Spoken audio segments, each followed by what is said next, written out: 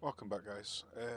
We continue on this Confederate campaign, and we're into Washington, and I'm just gonna go through the camp setup before we jump into the video. So I've decided I want to try cavalry. I don't know how useful they're going to be taking this many cavalry, but I've never done it before, and I just wanted to see how it gets on. It could be amazing. It might be terrible. I don't know. It's a lot of slots that could be taken up with other things. But to be fair, I was running out of troops, so I wouldn't really be able to get full infantry divisions on all of these anyway. So I couldn't put infantry in here. I had to choose cannon or cavalry, basically. And in the past, I've always gone with cannon. Just take loads and loads and loads and loads of cannon. Which is nice, you know, don't get me wrong, cannon's nice, but it's not very versatile, and its damage output is, it's a slow trickle, and I didn't want a slow trickle. I wanted to see if I could pack a fast, swift punch. And seeing as the majority of this campaign has been cavalry based anyway, not cavalry based, but I've been using it quite considerably, more than I think most people would use cavalry. Um, I've decided that I want to use cavalry in this final mission and see if we can get it to work. So yeah, we're going for a rather heavy cavalry build. So we're having one division which is practically all cavalry. If I had more weapons, I probably would have put more cavalry here. But to be fair, um, with this cavalry, I want to go in with it at the start of the battle, and so I kind of need some infantry to help me take and hold the fort.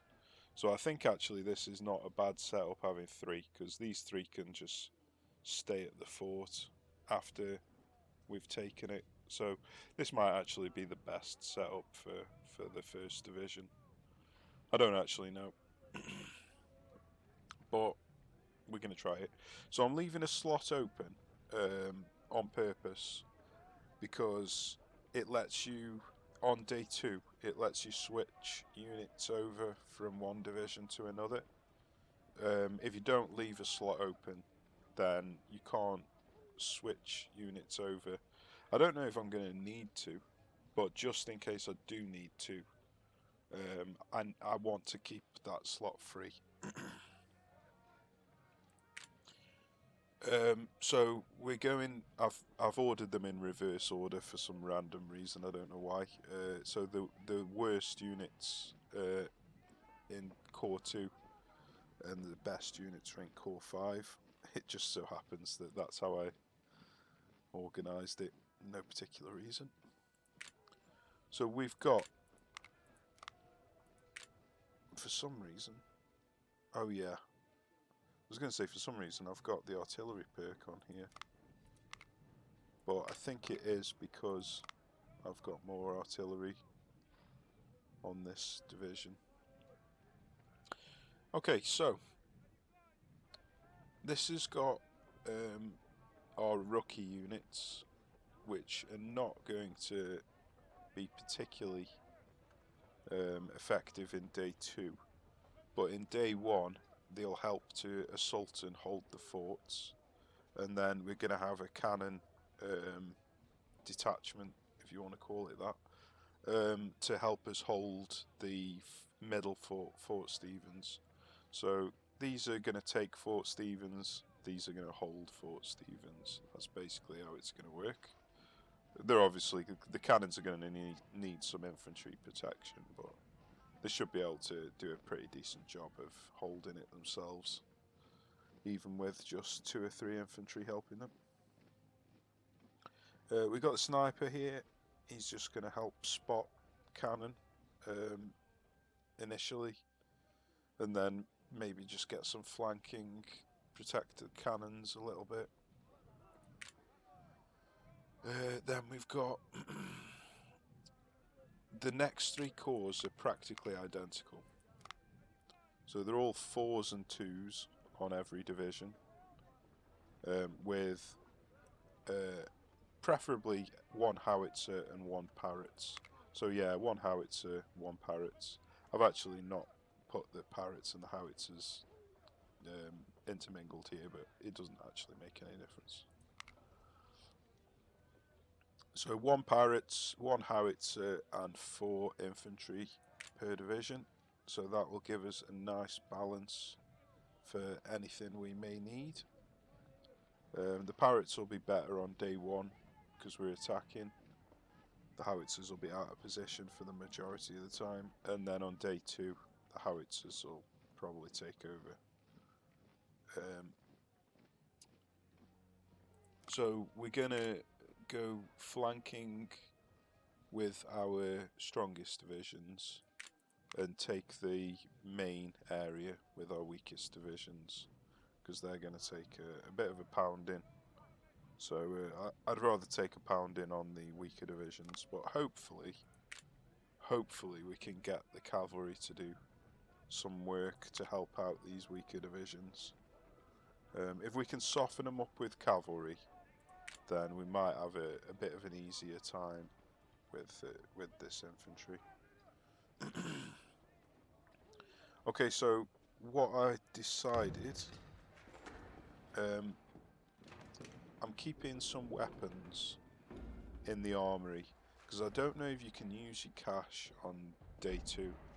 So sometimes I think you can buy weapons on day 2. You know, like not on this mission in particular, but on all missions. I think you can buy stuff from the armory. You just can't select the armory. So you have to actually buy it from this screen. So as long as there's money, there's weapons in the shop, I think you can actually buy stuff from the armory. But just to make sure, I've bought some weapons to replace any losses.